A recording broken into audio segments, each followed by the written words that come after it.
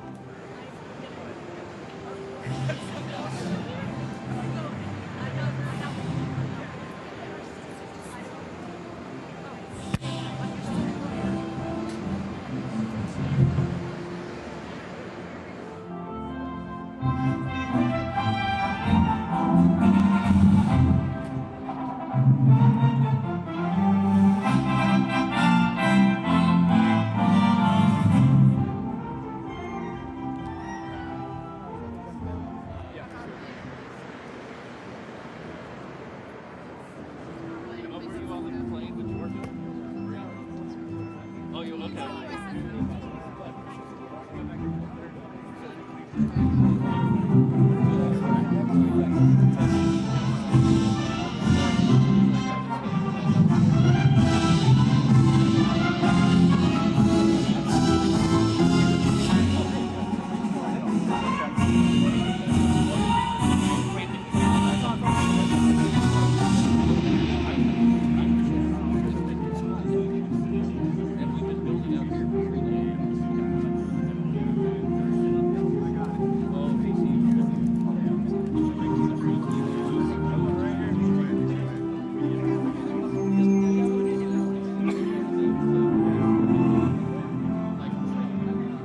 to the horizon, ladies and gentlemen.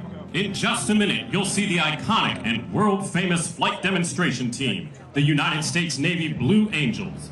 Right now, they are screaming up the Hudson River in their legendary 6-jet Delta formation. Be sure to note how rock-solid that flight path is.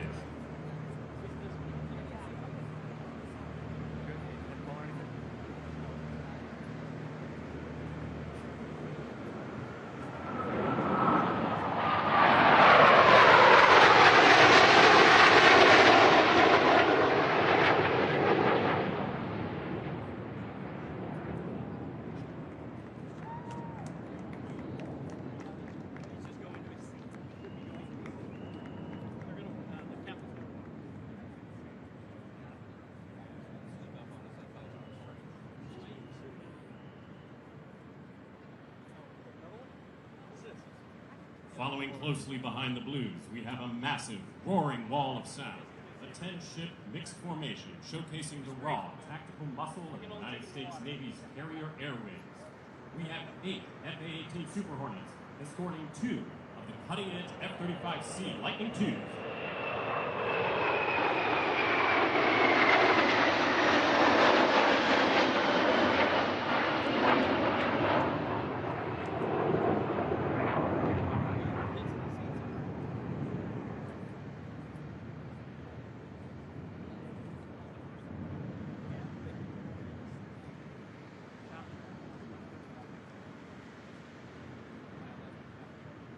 Breaking the tension now with the magnificent splash of color. Look up for the French Air and Space Force's elite aerobatic team, the Patrouille de France.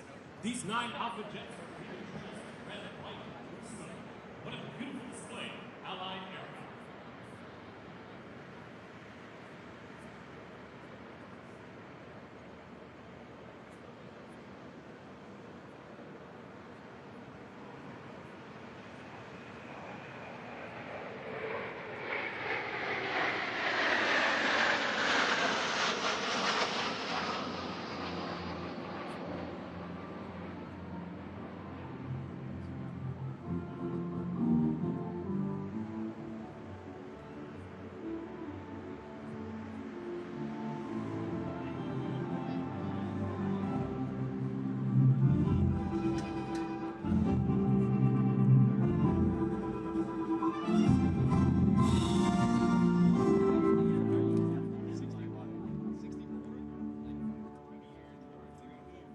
Ladies and gentlemen, history is roaring to life over the Hudson right now. Look up to see the breathtaking commemorative Air Force in a stunning formation. Leading the pack are legendary heavy bombers from World War II, the mighty B-29 Super Fortress, escorted by a sleek, snarling P-51 Mustang.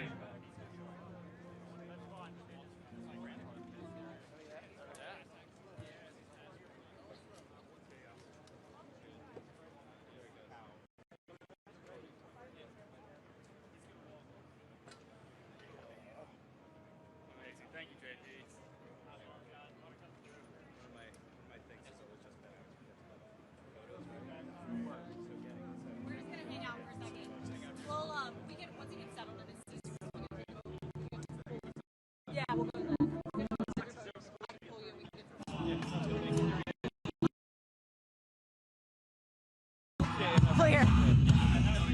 We're gonna put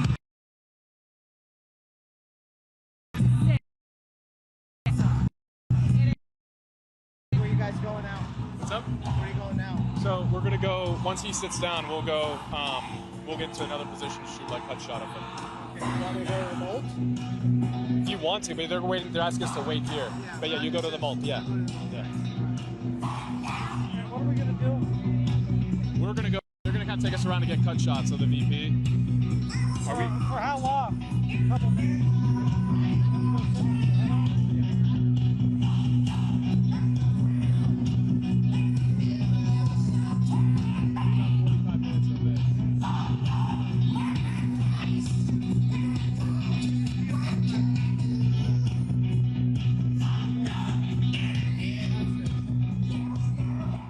Oh wow.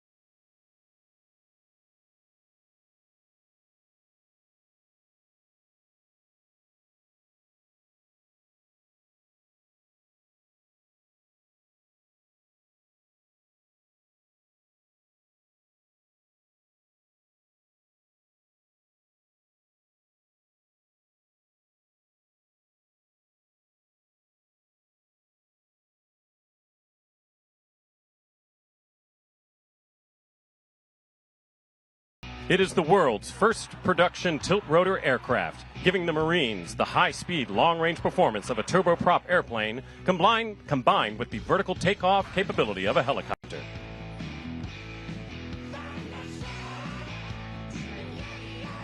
Coming in low and steady now, we have a pair of U.S. Navy C-2A Greyhounds. Notice that unique high-wing design and the distinctive four-finned tail configuration. These twin-engine turboprops might not have the flashy speed of a fighter, but they have served as the absolute lifeline for the fleet for many years.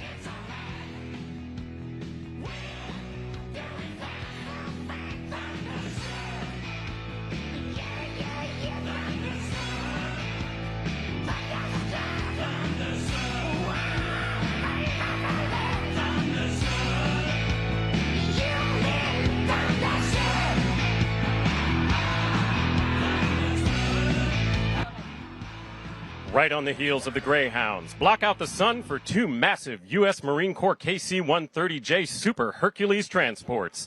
These four-engine tactical tankers are flying in a tight side-by-side formation, showcasing the incredible stability of this legendary aviation framework.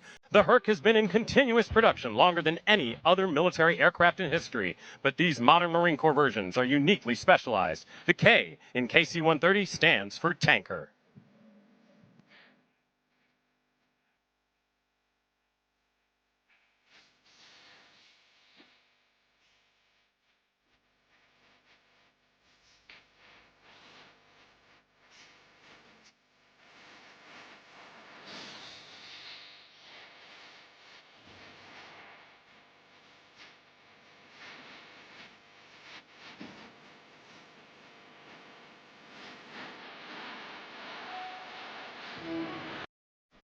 And now for a very special debut. Looking to the south, we have a pair of sleek twin-engine turboprops flying by. These are the brand new U.S. Navy T-54A Marlin IIs, making one of their first major public appearances. This aircraft is the brand new backbone of the Navy's multi-engine training system, based on the commercial Beechcraft King Air 260. The T-54A is actively replacing the venerable T-44 Pegasus, which has been training naval aviators since the late 1970s.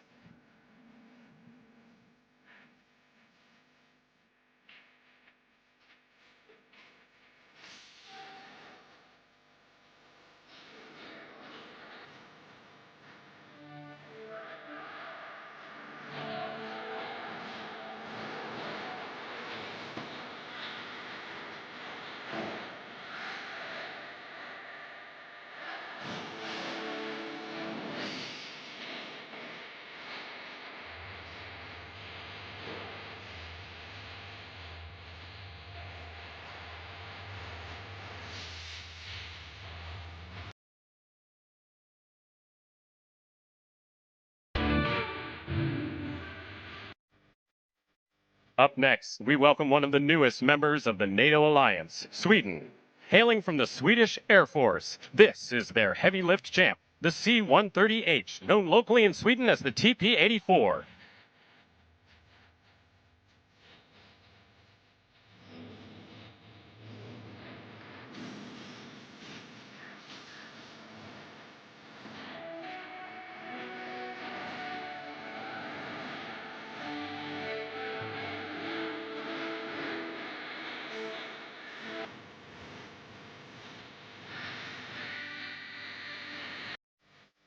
Keep looking south, everyone. If you've ever wondered what absolute structural strength looks like, this is it. Flying by now is a Lockheed WP-3D Orion, operated by the National Oceanic and Atmospheric Administration, better known as the NOAA Hurricane Hunters. This massive 4-engine turboprop is heavily modified and bristles with specialized weather radars, including that giant distinctive black dome sitting under the fuselage.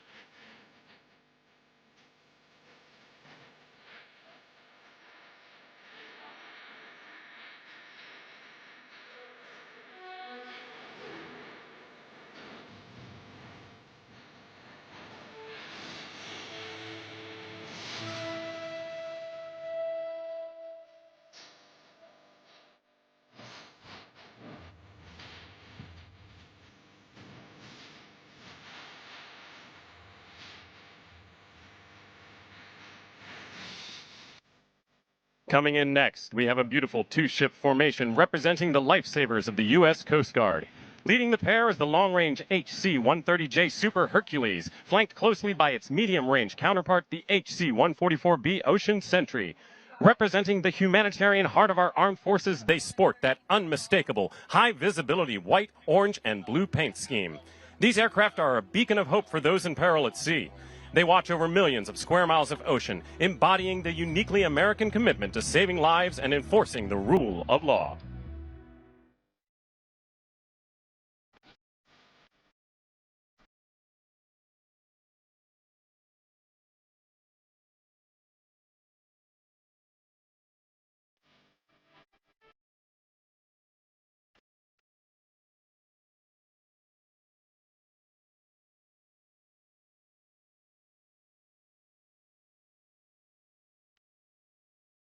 Closing out our heavy transport and rescue block today, the sky is filled with a massive display of Air Force tactical power. Flying overhead in a tight side-by-side pass is a standard C-130J Super Hercules alongside its highly specialized brother, the HC-130J Combat King II.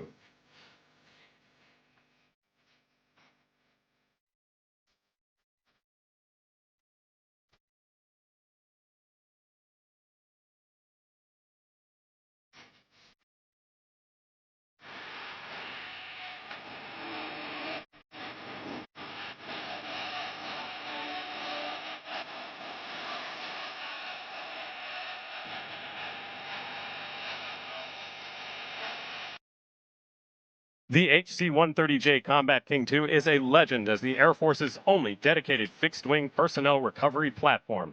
A powerful reminder of the American ethos, no man left behind. Flown by Air Combat Command, its primary, highly dangerous job is to sneak deep behind enemy lines at night, to rescue downed pilots or isolated troops.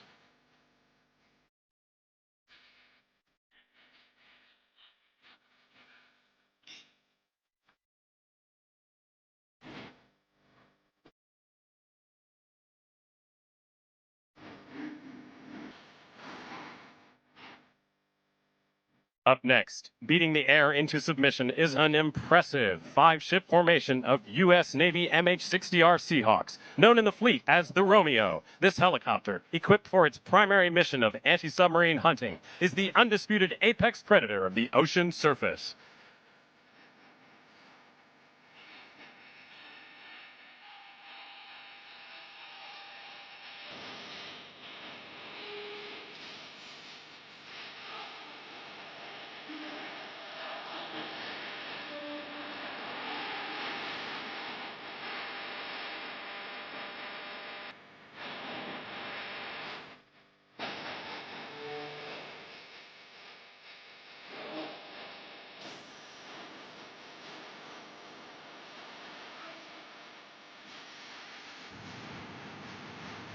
And here comes a flash of bright orange and white. Listen to the high-pitched hum of 4 U.S. Navy TH-73A Thrashers flying past in an immaculate diamond formation. This sleek helicopter is the advanced training platform for the next generation of Navy, Marine Corps, and Coast Guard helicopter pilots.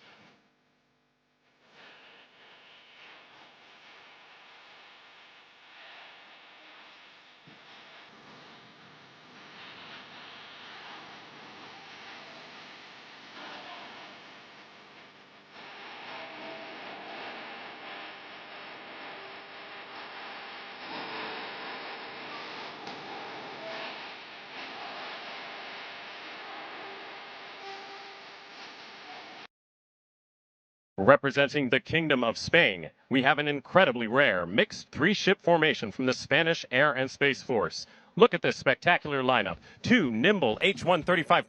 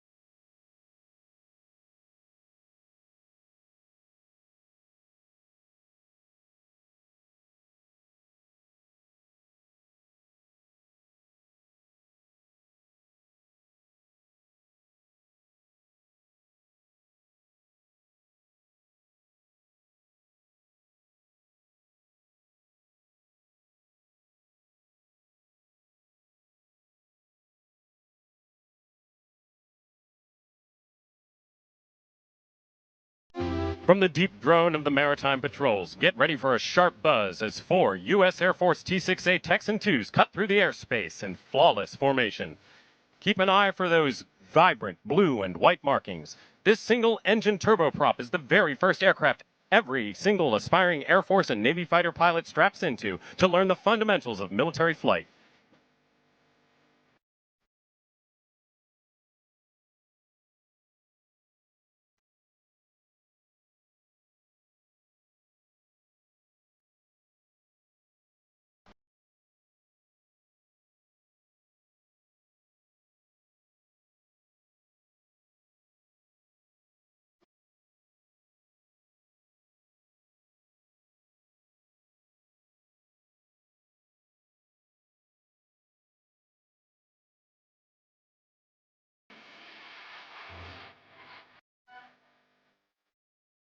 Swooping overhead now is a crisp formation of 4 U.S. Navy T-6 Texan II aircraft. Don't let the propellers fool you. This turboprop powerhouse is where every single Navy and Marine Corps pilot begins their journey to earning their wings of gold.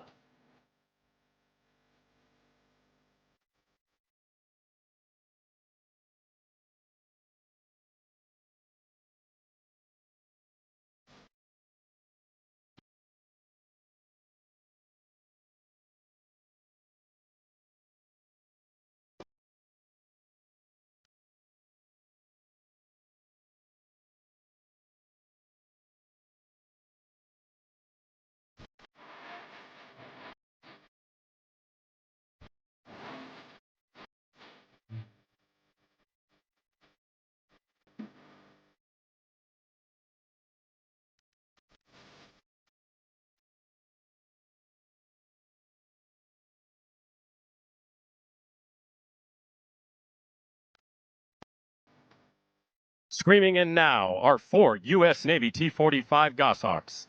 This sleek, single-engine orange and white jet is the final step for student aviators before they transition to tailhook aircraft that land on United States Navy aircraft carriers.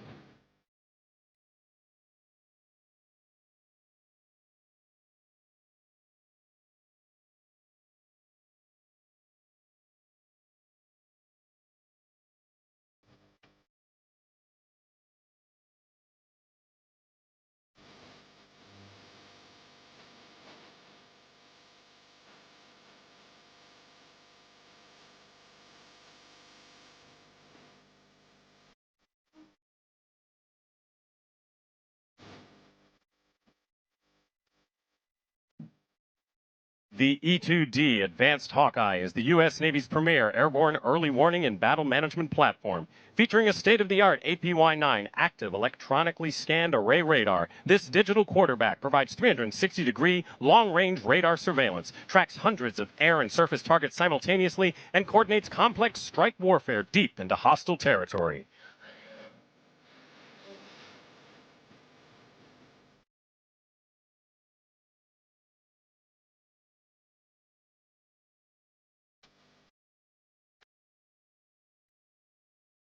Did you know that the Hawkeye's distinctive rotating radar can monitor the air, sea, and portions of the land simultaneously, giving commanders an unmatched picture of the battle space before friendly forces ever arrive?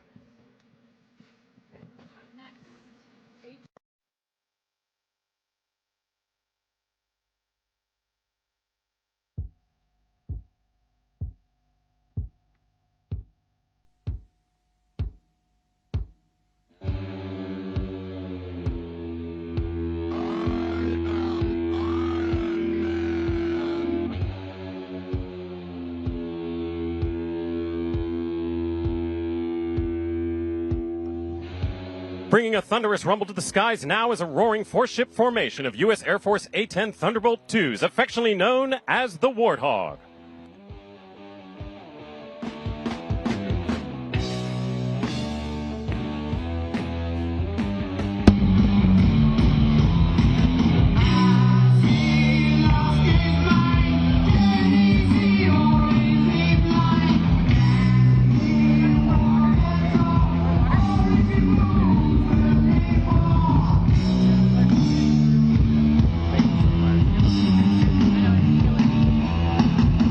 sky, making a spectacular international appearance next is a single Airbus A330 multi-role tanker transport aircraft representing the Spanish Air and Space Force. This enormous wide-body aircraft is a true dual-threat asset.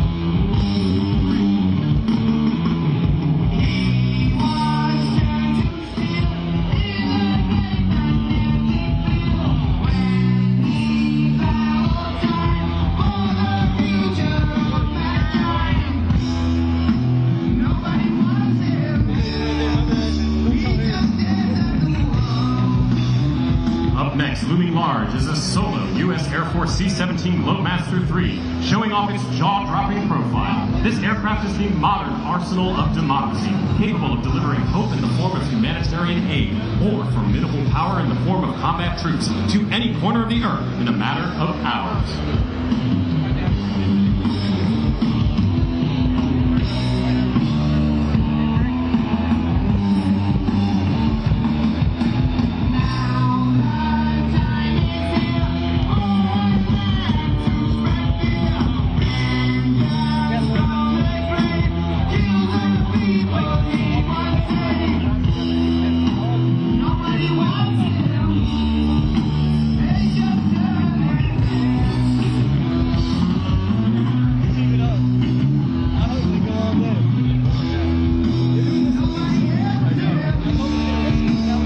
Shifting our gaze back to our international partners, the German Luftwaffe is represented by twin-engine Eurofighters. This formation shows off Germany's rapid reaction capability to deploy anywhere on the globe at a moment's notice.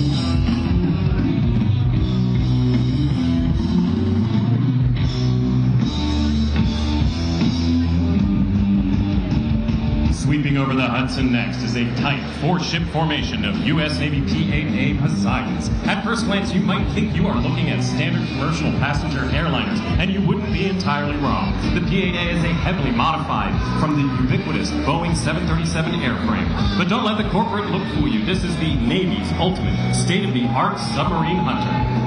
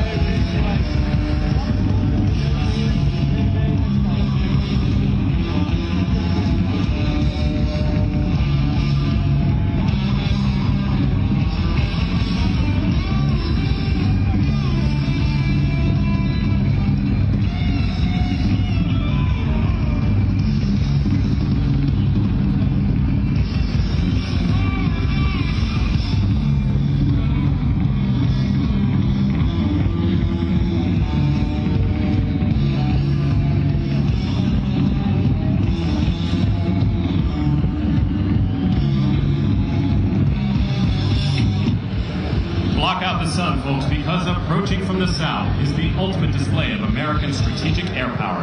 A historic three-generation heavy bomber triad flying together. Leading the formation is the unmistakable bat-like shadow of the B-2 Spirit stealth bomber.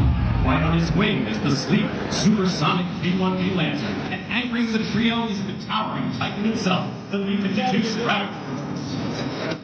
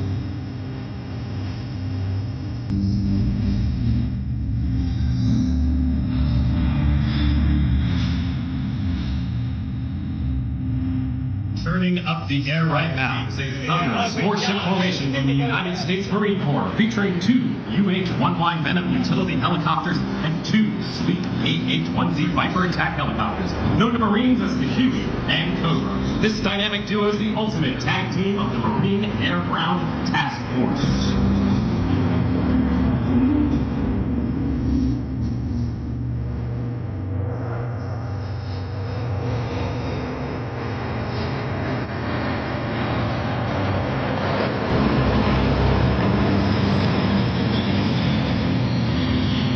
And if you think it's getting windy down on the Hudson, you are right. Approaching now are 2 massive CH-53E Super Stallions and 2 CH-53K King Stallions, the legendary heavy lifters of the Marine Corps. Sailors aboard amphibious ships affectionately call this giant the Hurricane Maker because its 3 massive engines generate a blinding downwash of air whenever it takes off.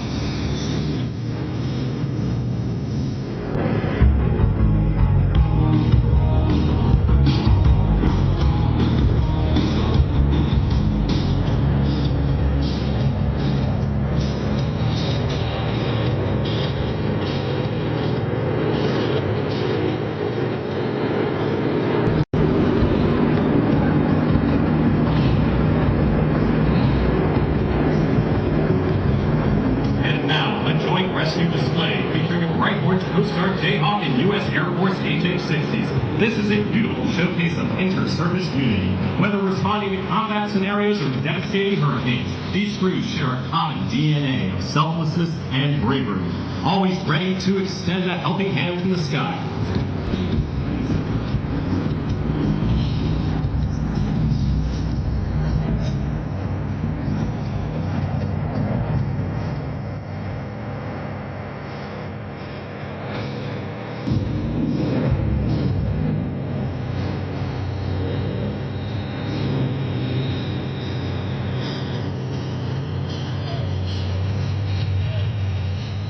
Feeling that rhythmic rumble in your chest? That is the sound of the United States Army and Army National Guard storming the New York City skyline with a massive combined air assault formation. Leading the charge was the double-rotor CH-47 Chinook heavy lifter, flanked by lethal AH-64 Apache attack helicopters and many iconic UH-60 Blackhawk utility transports.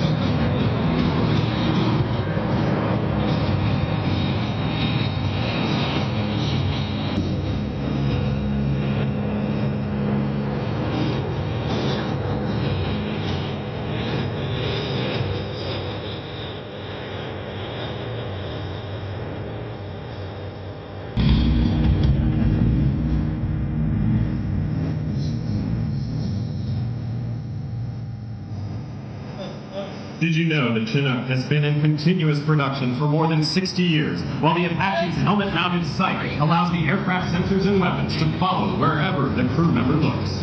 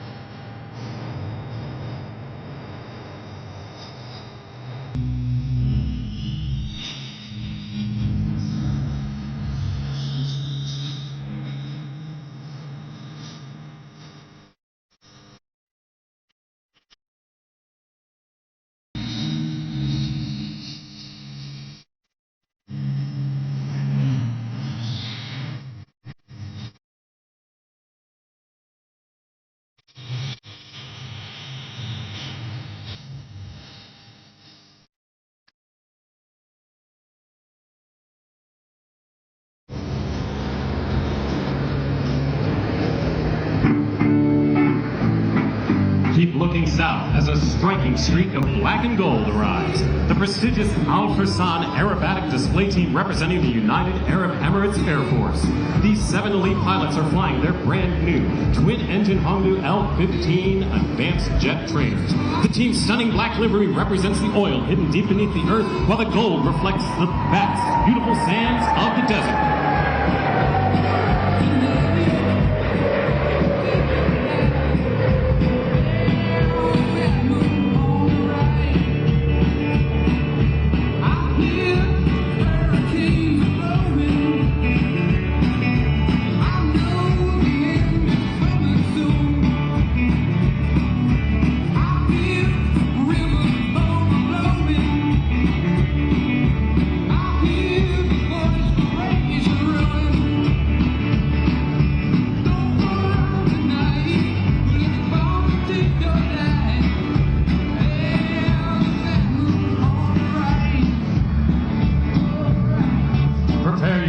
For a deafening wall of sound as the United States Air Force commands the sky with an incredible 9-ship tactical fighter formation.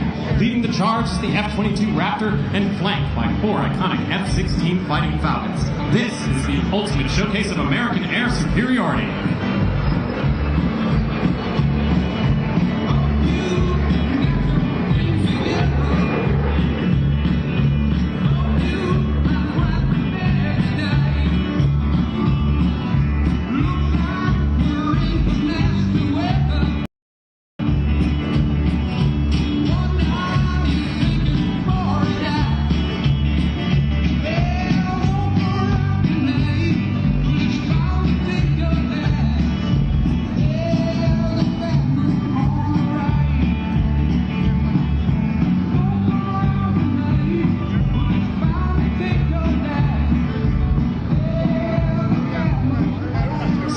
The south next is a tight formation from the U.S. Navy featuring 2 frontline F-A-18 Super Hornets escorting nimble F-5 Tigers. These aircraft belong to the Navy's elite adversary squadrons, where iron sharpens iron. By simulating enemy tactics, these elite pilots ensure that when American aviators face real threats, they are the most lethal, highly trained warfighters on the planet.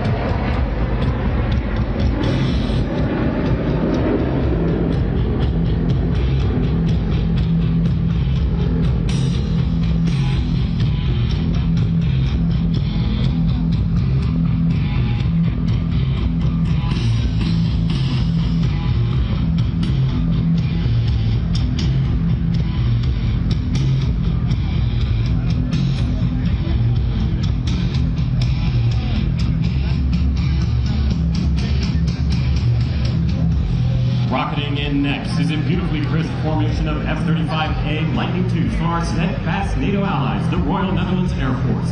The Dutch were one of the primary international partners involved in designing this revolutionary 5th-generation stealth fighter from day one.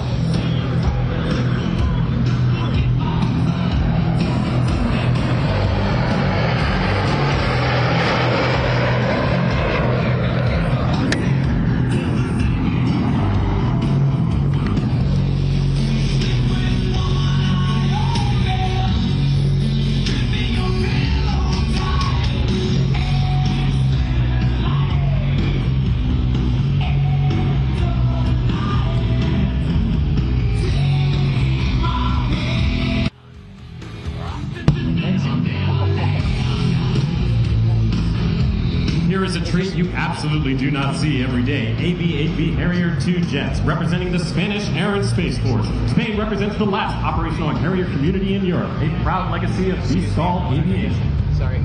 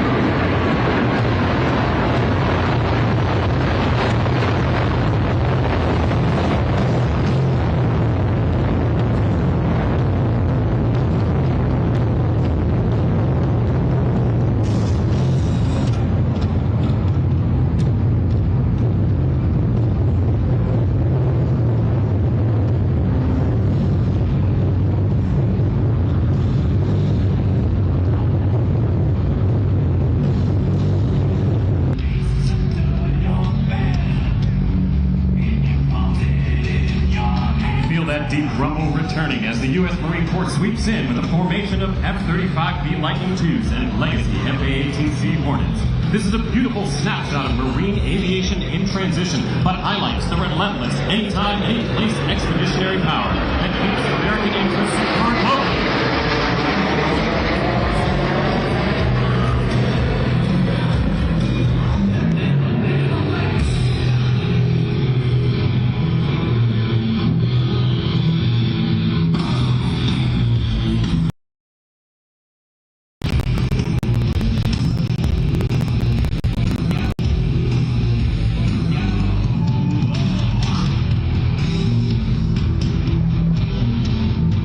Up next, 3 F-35 Lightning IIs. Did you know that Italy operates both the conventional F-35A and the short takeoff and vertical landing F-35B, giving it flexibility from both land bases and aircraft-capable ships?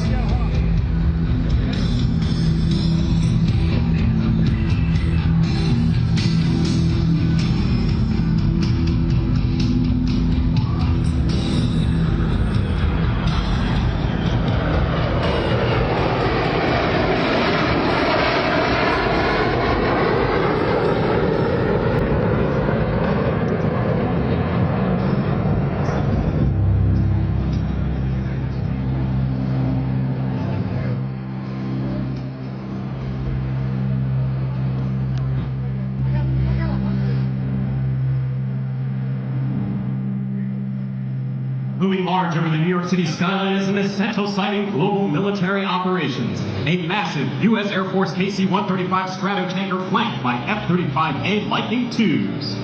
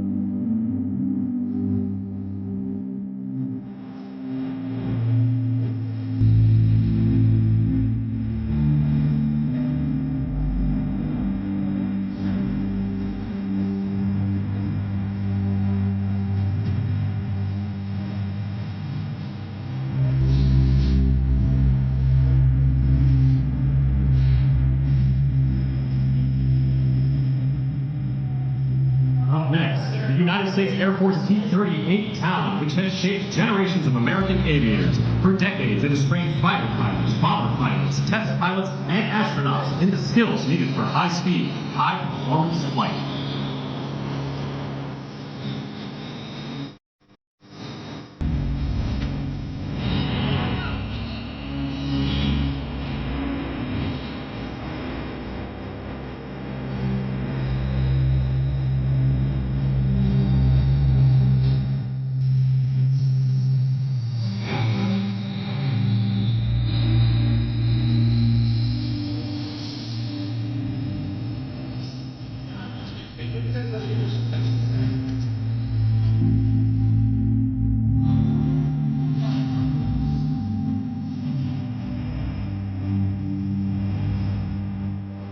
Now flying in from the south, the United States Navy carrier strike formation of 6 F/A-18EF Super Hornets. The Super Hornet is the backbone of today's carrier air wing. Its strength is versatility. It can fight air-to-air, strike targets ashore, suppress enemy air defenses, conduct reconnaissance, and even refuel other aircraft.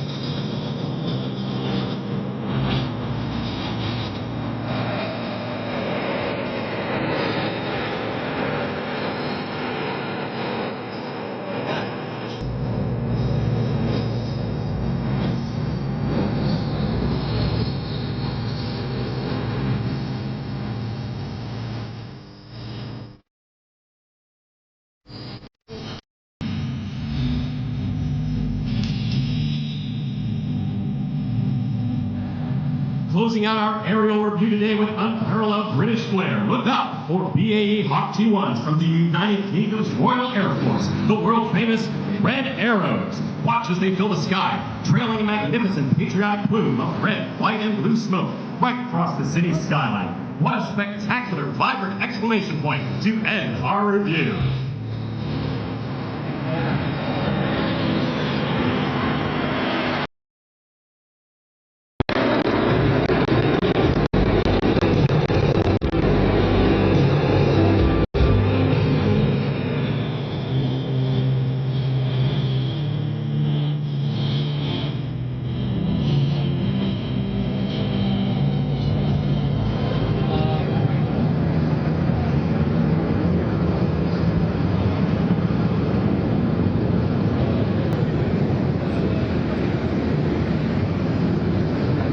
Ladies and gentlemen, please welcome United States Ambassador to the United Nations, Michael.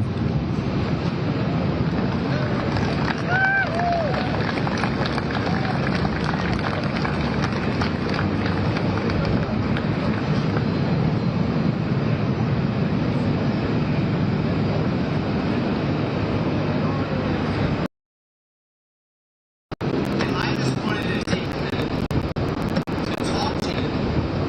to talk to you about how incredible this day is and where we're sitting right now. To put it in perspective, for all of human history, thousands of years, we, people, got our rights from kings, queens, emperors, czars. That's how incredible our founding fathers.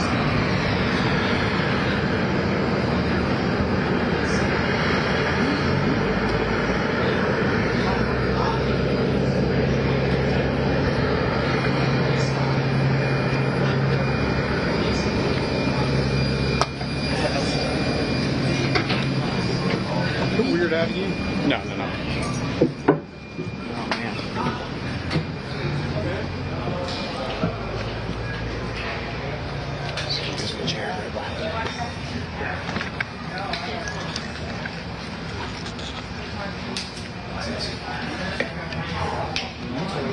For, they always have to be defended.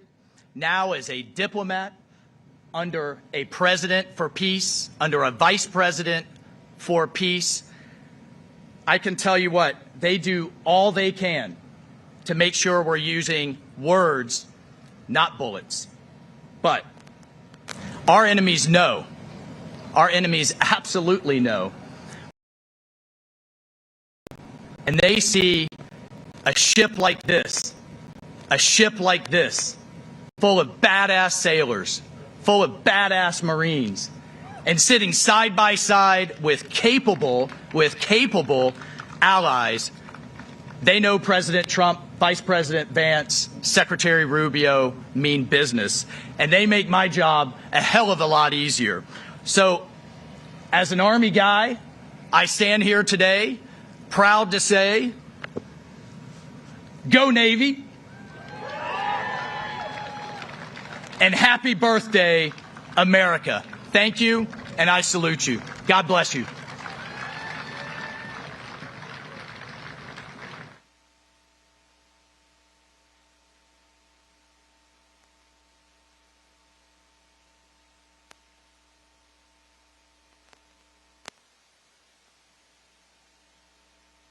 Please welcome to the stage Chief of Naval Operations, Admiral Darrell Connor.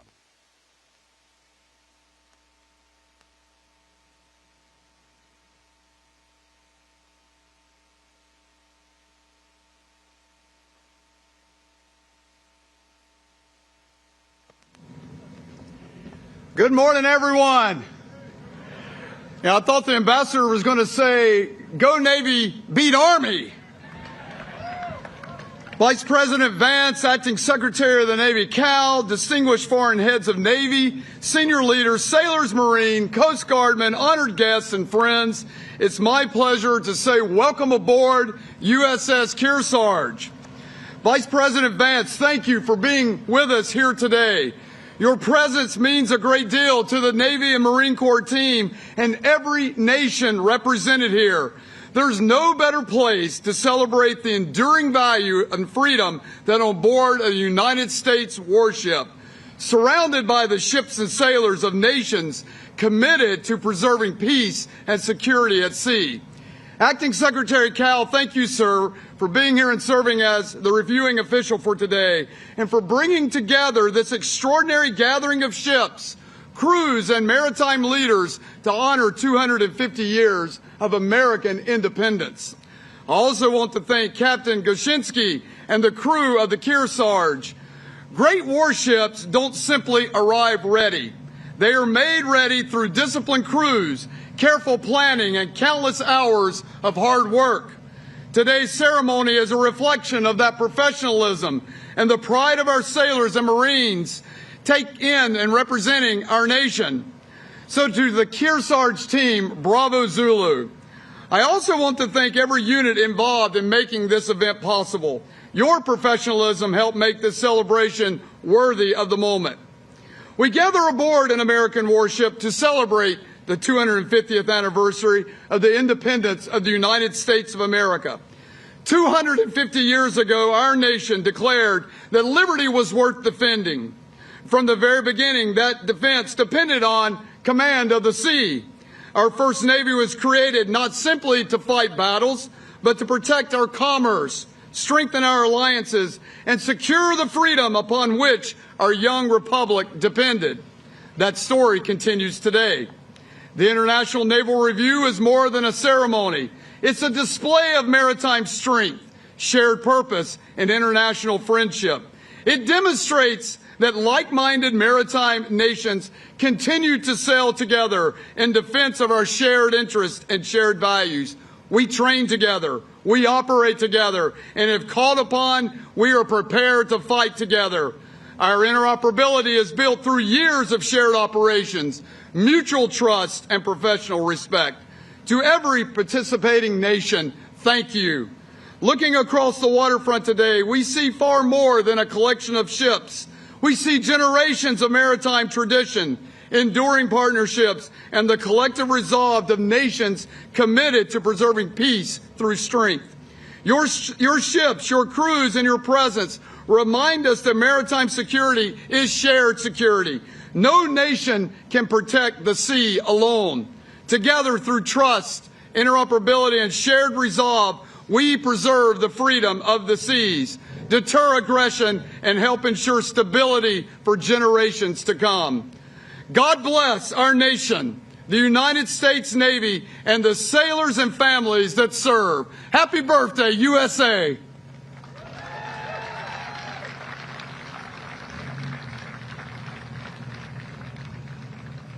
Please welcome the Acting Secretary of the Navy, the Honorable Hung Cao.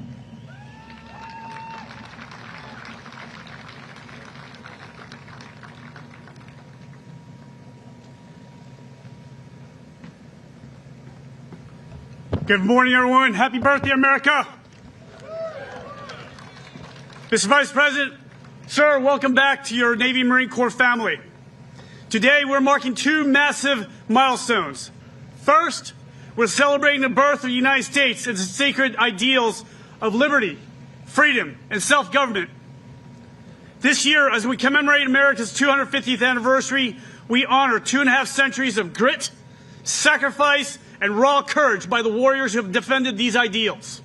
Second, the International Naval Review, standing on the deck of this legendary warship alongside with our global allies and partners, proving to the world that our maritime coalition remains unbroken, lethal, and ready for the next 250 years.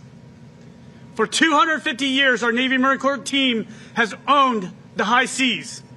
We've defended this homeland, protected devastating power ashore, and represented the absolute best American strength around the globe. This history isn't just in the textbooks. It is welded into the steel of this ship, USS Kearsarge. In 1864, the original Kearsarge hunted down and destroyed the Confederate raider CSS Alabama off the coast of France. That victory showed the world that American sea power was real and that we will protect our nation's interests whenever and wherever they are threatened. Today's USS Kearsarge carries the exact same fighting spirit. As a flagship of an amphibious ready group, the ship is the ultimate Swiss Army knife of national security. From launching Marines into the fight to delivering life-saving humanitarian aid and executing high-stakes special operations missions, Kearsarge gives the President and the Vice President lethal, flexible options that no other force on Earth can match. Now let's be honest, Kearsarge is no spring chicken. She was commissioned in 1993. She's got over 33 years of hard miles behind her. But I've said this before and I'll say it again. Our sailors and Marines don't make excuses. Heck, you can give them a rusty K-bar and a leaky canoe and they'll sneak into your country and kill you. As for this ship and her crew, they rescued an Air Force pilot downed in Bosnia. They evacuated 2,500 people from the chaos of West Africa. They brought the fight to the enemy during Operations Enduring Freedom, Iraqi Freedom, and Operations over Libya. They surged into the Middle East to secure vital global shipping lanes and hunt down maritime threats. They delivered life-saving disaster relief in the Caribbean and Latin America, stepping it up during Hurricanes Irma and Maria when they devastated the region. And recently, they pushed deep into the high north and Baltic Sea, operating side by side with our allies and partners to remind our adversaries we represent maritime dominance wherever we sail. For 3 decades, Kearsarge sailed the world to reassure allies and remind our enemies, if diplomacy fails, we have a very big stick. American sea power is measured by our readiness to fight and our absolute commitment to serve. The International Naval Review isn't just about looking to the past, it's a call to action. 250 years ago, our founders knew that America's survival depended on a dominant Navy, and today we're answering that same call. That is the drive behind President Trump's Golden Fleet, our blueprint to build the dominant naval force that will carry America to the next 250 years. We're going to build ships. We're going to expand our fleet, rebuild our shipyards, inject strength into our industrial base, and dominate the technology of tomorrow. But most importantly, we're going to recruit, train, and retain the hard-charging sailors and Marines that are a true backbone of our maritime dominance.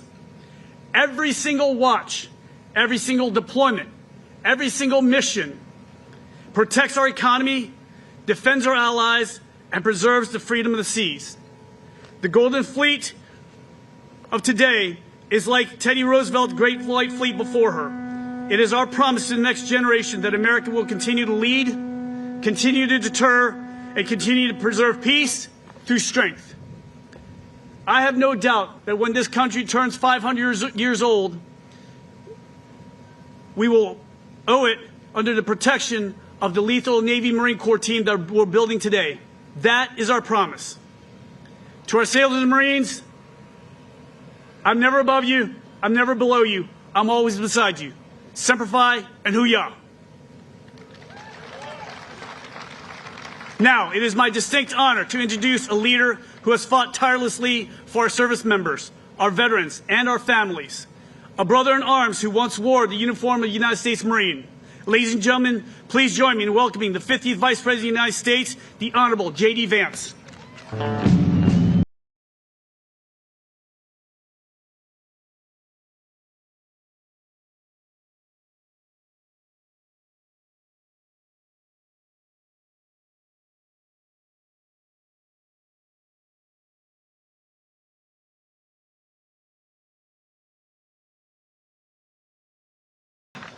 Semper Fi, and happy birthday to all the sailors and the Marines and all the service members of this incredible ship.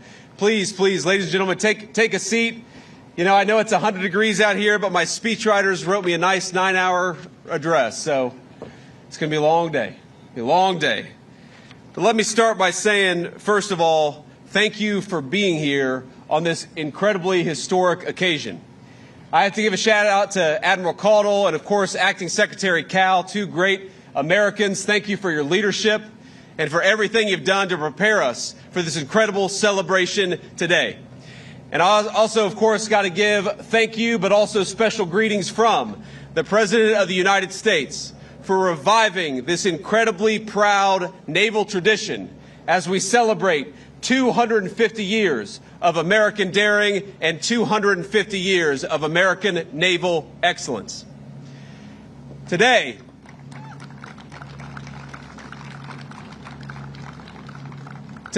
we celebrate 250 years of America facing the future without fear.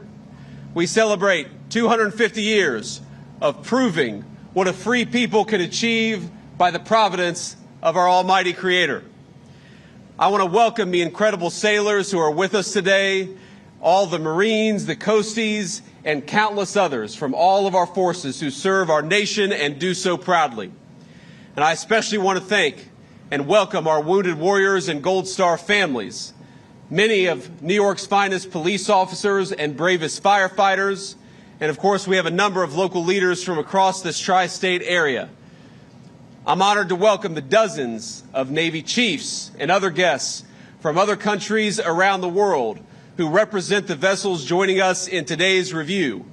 And to the Americans who are watching back home, we have over 50 countries from all over the world who chose to send fighters or naval vessels here to honor our country. And we say from the bottom of our hearts, we are grateful for our friends, grateful for our allies on this special anniversary. It is a very American thing to ring in 250 years of American history by parading our naval and Air Force might for the world to see. But I can't help but consider that 250 years ago, the waters of New York Harbor looked very, very different. While the Continental Congress met in Philadelphia to ratify the Declaration of Independence, General Washington was right here in Manhattan, peering out on this beautiful land and beautiful sea. His attention was fixed on the horizon, watching for sails of the most powerful navy on earth. 1 week before, the British had begun landing troops on Staten Island, and they had landed 32,000 in just over 6 weeks. One colonist still in the city recounted it seemed as if all of London was afloat and heading to the new nation. War was coming, and everyone knew it. By July of 1776, 80% of New York's population had emptied out in anticipation of the coming violence.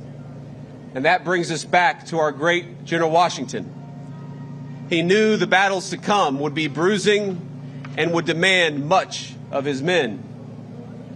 But they needed to know, through hot summers and cold winters, exactly what they were being asked to fight for. And so, just a few days after the Declaration of Independence was signed, George Washington read aloud the words of the incredible Declaration.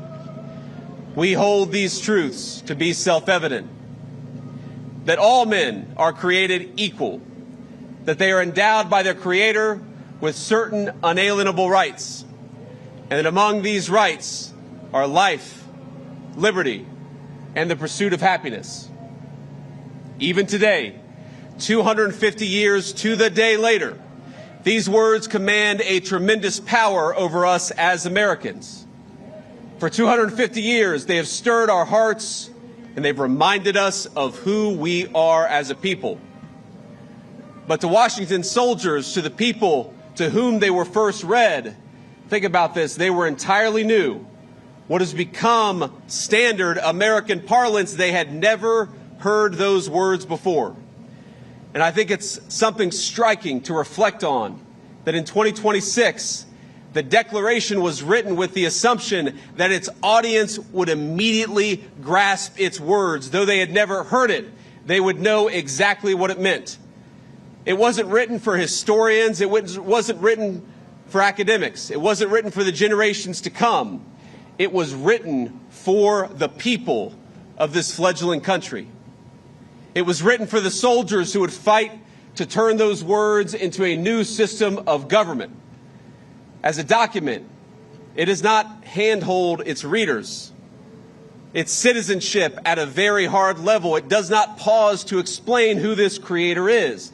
It doesn't explain what the equality of men means. It doesn't try to go into details about the consent of the governed. It simply declares these truths to be self-evident. 250 years later, it's worth asking, self-evident to whom? If the Declaration proclaims truths the founders believed to all mankind, yes. But it says those truths in language intended to be familiar specifically to the American nation that it was authored to, authored by, and authored for. It was, as Jefferson put it later in his own life, an expression of the American mind. A document whose purpose wasn't, quote, to find out new principles or new arguments, but to place before mankind the common sense of the subject, the common sense of the American people. That people had been generations in the making. 1776 was not an accident. The patriots of that era understood themselves to be heirs to an older civilization who would carry it forward. Now, they shared with Great Britain the same language, the same God, the same system of common law. They even read many of the same books and observed many of the same customs. They shared the same understanding of justice and public life.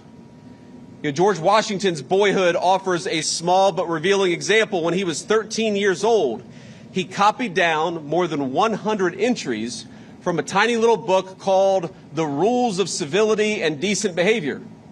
It was not an American work, but it was first published in London more than a century before George Washington was born. Yet the America that formed Washington demanded qualities that no book, no manual could teach. Before General Washington commanded an army, he spent his 20s surveying America's wild interior, saving up money, learning self-reliance on a continent that rewarded initiative more than pedigree. It didn't care if you were a nobleman, it cared what you could do. Now, our society at the time reinforced the habits Washington learned in the wilderness. Frontier life rewarded resourcefulness, while America's colonial assemblies taught citizens to govern their own affairs. It taught citizens to be self-governing human beings. Churches at the time, especially those who were touched by the Great Awakening, reminded congregants that no earthly hierarchy outweighed the equal dignity of every human soul before its creator. All of that came together. And so it was no surprise that when Washington's soldiers first heard the Declaration 250 years ago, they understood precisely what it meant. They understood the meaning that was conveyed. It was seismic, but it was their birthright as citizens of this new republic. The words might have been new, but they expressed a feeling, something that already lived in the heart of every single American patriot, and I believe those words still live in the heart of every single American patriot today. And for 7 long years, they fought for that birthright. It wasn't easy. On some days, it was hotter even than it was today, as hard as that is to believe. Many suffered and died for that dream and died for those principles. But by the grace of Almighty God, they secured for us a free, a proud, and an independent republic that endures, and doesn't just endure, but thrives to this very day. As Washington traded in the uniform for the presidency, he remained preoccupied with the physical land that had shaped him. He imagined wagons crossing mountains, paths out of the Alleghenies and the Appalachians, and canals connecting the Potomac and the Ohio River to its western valleys. Our first president would not live long enough to see that vision of a continent connected. He would not live to see it to completion. But the rivers he surveyed in his youth carried on westward without him. They carried settlers and new riches and cities waiting to be built. And eventually, they carried a 13-year-old boy by the name of James Buchanan Eads. In the fall of 1833, Eads and his family, like many Americans, moved west to the nation's growing frontier, the land of opportunity, And as their steamboat approached St. Louis, its boiler exploded, throwing him into the turbulent waters of the Mississippi. The family lost everything, every earthly possession, and the river nearly killed young Eads. From that moment on, he vowed not to be a slave to that mighty river, but to make it his own. He received no formal education, but to support his family, he sold apples on the St. Louis riverfront, captivated by the bustle and frontier of boomtown St. Louis. At 16, he took a job on the water, and not long after, he conceived of an idea that most engineers at the time, they thought it was crazy. They thought it was insane. You know, sunken ships and other treasures lay scattered along the bottom of the Mississippi. No business in the world existed to salvage them, to take that buried treasure on the bottom of the mighty Mississippi and bring it to work for people. Unlike the more peaceful streams out east, the river's strong currents and turbid waters, most insisted that ordinary diving in the mighty Mississippi was impossible. You could not do what Eads proposed that we do. But he disagreed. And so he did what every American does when they're told they can't do something. He went out and did it anyway, and he did it himself. He bought a 40-gallon whiskey barrel, fixed it to a diving bell, and climbed in, and down he went all by himself. The riverbed was pitch black, the current pulling his feet every which way. Sand swirled around him like a dense snowstorm, he later recalled. But he located his target, a large hunk of lead, tied on the cable, and came back to the surface. Eads went on to become one of the nation's greatest civil engineers. He built the very first bridge spanning the Mississippi River south of its confluence with the Missouri. An impressive feat for a man who'd never built a bridge before. The people who told him, you can't build the most difficult bridge because you've never built a bridge before, he said, yes, I can, because I'm an American and I'm going to do it myself. It was the first on the planet, that bridge, to be made of steel. And residents of St. Louis still use that bridge to this very day, nearly 200 years later. That is American ingenuity and American greatness. At the river's mouth in Louisiana, Eads raised jetties that helped calm its violent flooding to prevent the buildup of silt. And by doing so, he transformed New Orleans from the 9th largest port in the United States to the 2nd most powerful port in the world, rivaling only the city that stands behind us. But Eads had already faced a still greater test, because as the Civil War broke out, the government summoned him to Washington for his help building the ironclads which the United States Navy would seize the Mississippi with. It was no matter that Eads had never built a gunboat in his life. He had never built a gunboat ever. Instead, he completed 700 of them in 100 days. It's unbelievable. The river ships that Eads built were so strong that the Navy deployed them into the ocean to secure the Gulf. They served their purpose. They defended the Mississippi. And in doing so, they helped preserve our Union. And so it kept growing. And of course, the American frontier made way to farms and factories stretching further and further west. River towns became great cities. Railroads reached the Pacific. Steel mills rose where once wilderness had stood. The American mind widened, and the Republican whose independence Washington won, that James Eads had helped sew together, grew into the most powerful industrial powerhouse in the history of humanity. For other nations, growing industry brought dispossession before it did prosperity.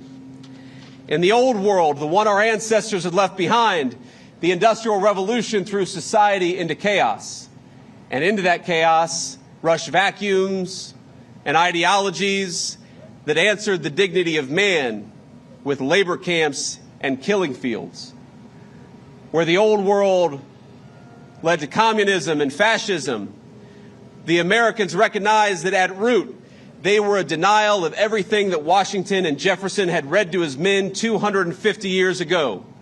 The free world needed to win, but in order for the free world to beat communism and fascism, it had to outproduce them.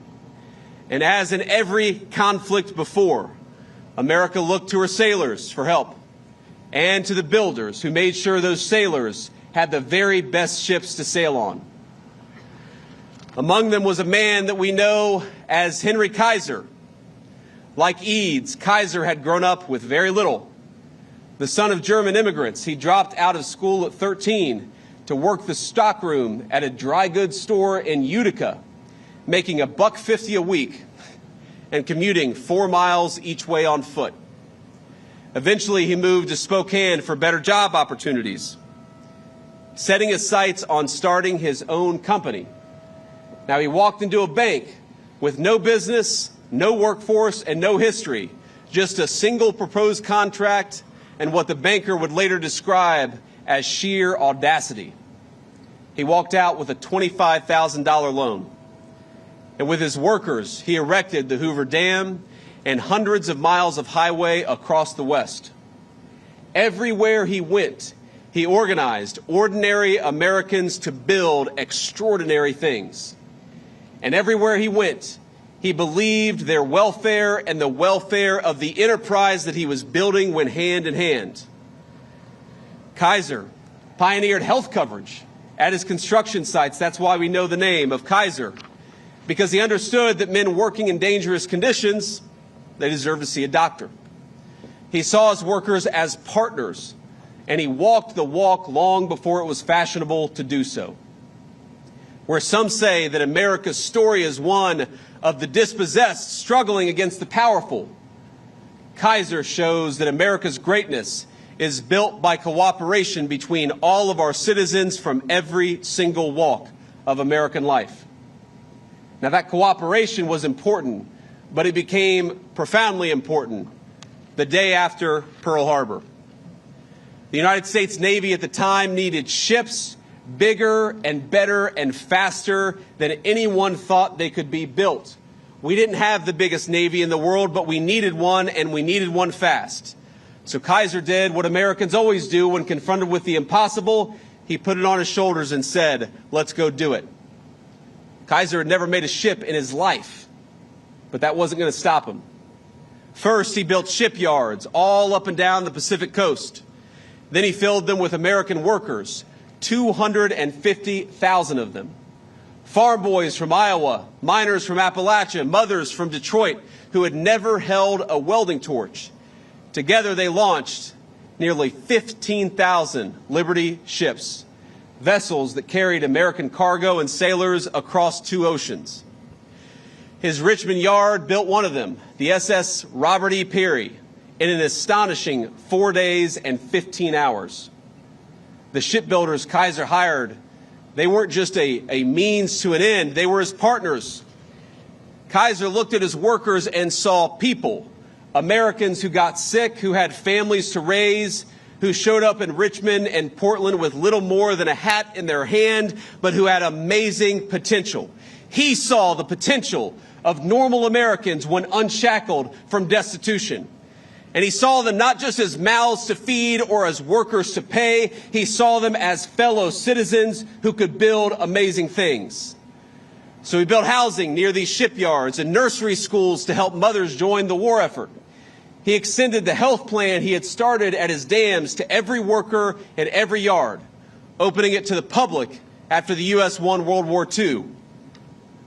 And though separated by generations, I tell the story of these 3 men because Kaiser and Eads and Washington, they were exactly the kind of men that Jefferson wrote the Declaration of Independence for.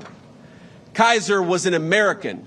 He looked at what needed doing and he did it, and he trusted the men and women around them to do the same, knowing that he could only do his job if they did theirs too. Our Declaration of Independence may have spoken to universal human truths and broadly shared human desires. Of course it does. But it was a document written by and for a particular kind of people, the American people. From General Washington to James Buchanan Eads, from Henry Kaiser, one of America's great shipbuilders, to the sailors standing here today. And by the way, what you folks watching at home on TV may not realize is that everything that you saw, everything that you see today was destroyed last night in a storm, but these great sailors rebuilt it in 12 hours so that you all could be here, so that we could have this amazing procession, and so we could celebrate our 250th birthday in style.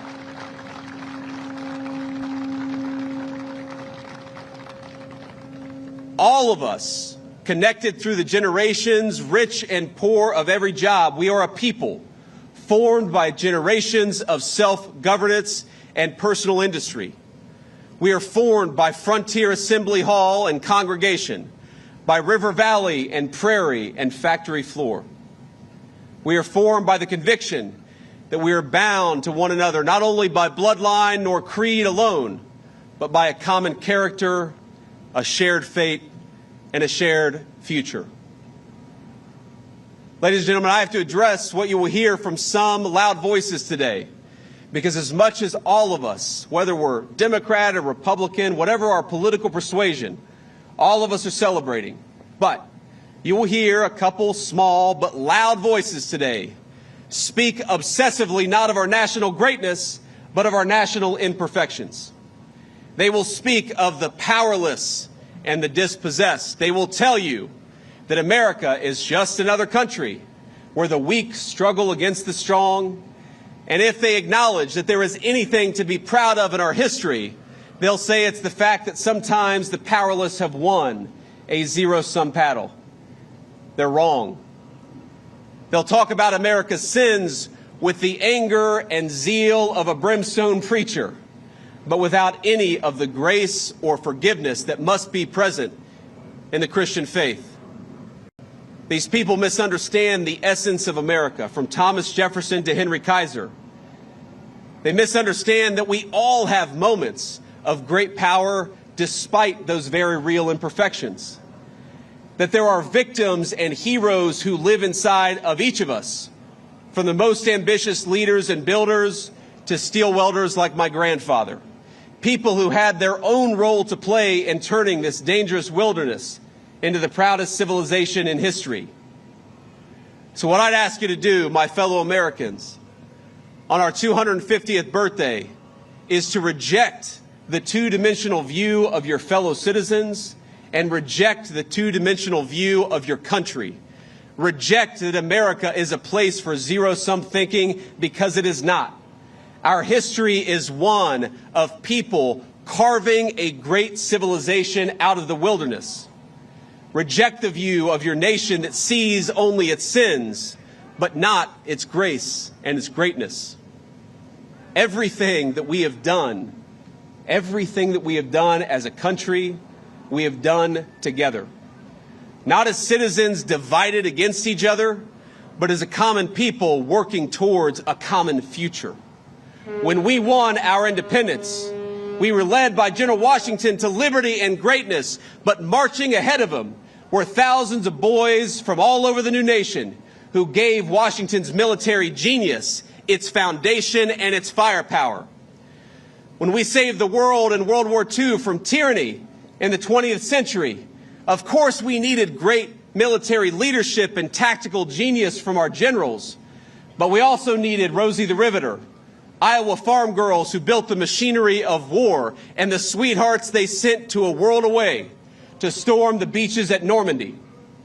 When we went to the moon, of course our great astronauts flew the rockets, and our great men of science and engineering built them. But there were clerks and janitors and welders like my grandfather who each played their distinctive American part. All of us have a part. All of us had our part, our role to play in creating 250 years of a proud American story. And all of us will need to do our part to create the next 250 years of American greatness. So I say to all my fellow Americans, I'm proud of you. Happy birthday. And happy birthday to our great nation. Today, my friends, we celebrate, and tomorrow we get back to work. God bless you. Thank you for having me.